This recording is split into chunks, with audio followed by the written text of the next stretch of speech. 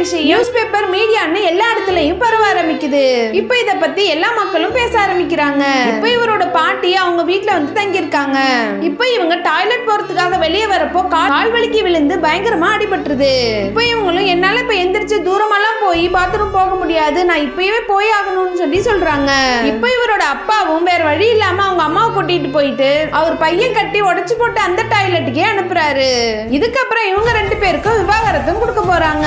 இப்ப கோர்ட்ல எல்லா பொம்பளைங்களும் வந்துட்டு இப்ப எங்களுக்கும் டாய்லெட் வேணும், இல்லனா எங்களுக்கும் விவாகரத்து கொடுங்கன்னு சொல்லிட்டு வந்து கேஸ் போடுறாங்க. இந்த விஷயம் மீடியா ஃபுல்லா பரவிட்டு சிஎம் வரைக்கும் போயிடுது. இப்ப ஜட்ஜும் இவங்கள பார்த்து என்ன முடிவு பண்ணிருக்கீங்கன்னு சொல்லி கேட்கவும் அதுக்கு இந்த பொண்ணு எனக்கு டாய்லெட் இல்லைன்னா கண்டிப்பா நான் அந்த வீட்டுல வாழ மாட்டேன், எனக்கு டிவோர்ஸ் வேணும்னு சொல்லிடுறாங்க. அந்த நேரம் பார்த்து சிஎம் கிட்ட இருந்து ஒரு ஆர்டர் வருது.